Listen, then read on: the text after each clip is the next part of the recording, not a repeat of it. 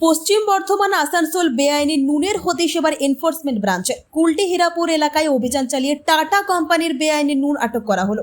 Enforcement ব্রাঞ্চের এক আধিকারিক জানান, তাদের কাছে খবর ছিল, সেই খবরের ভিত্তিতে কুলটি হীরাপুর এলাকা পুলিশের সহযোগিতা নিয়ে অভিযান চালিয়ে বেআইনি নুনের হদিশ মিলেছে। এই অভিযান আরও বেশ কয়েক জায়গায় লাগাতার চালানো হবে বলে জানিয়েছে ইডি আধিকারিক। আসানসোল থেকে আব্দুল মোতালিবের রিপোর্ট, প্রথম আলোর বার্তা।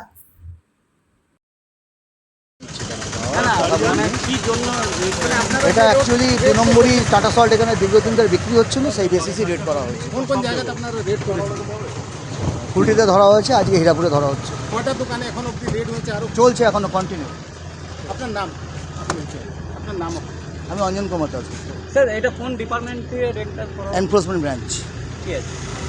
जो रेड हुआ किस लिए, क्या क्या बोले, क्या हुआ? हमें कुछ नहीं मालूम। उन्होंने आए, बोले टाटा नमक रखते हैं, हम लेकिन रखते हैं। एक तो बोरा खुला हुआ है, तो कहाँ से लेते हैं? हम नियामतपुर से लेते हैं। बस टाटा नमक उठाएं, फिर सीजर लिस्ट काट के हमको दे। क्या बोले वो लोग? कहाँ से आए थे या कौन लोग थे वो लोग? कौन आया, कहाँ से आए, हम नहीं पूछे। साथ में कौन लोग थे? पुलिस थे? पुलिस भी थे बाहर का। जो आप लोग आपके दुकान में रेड किया, अपना क्या परिचय वो लोग दिए? कोई परिचय नहीं थे। तो ऐसा माने आप लोग जो माल लेके आते हैं, आप लोग क्या पहचान पाते हैं कौन असली नमक है या? ना, हम लोग नहीं पहचान पाते। तो फिर सामान सब आता है नियामतपुर से आया है सामान। 2 बोरा नमक आया था, 1 बोरा बिक्री हुआ है और 1 बोरा में 2 पीस कम था मेरा पास।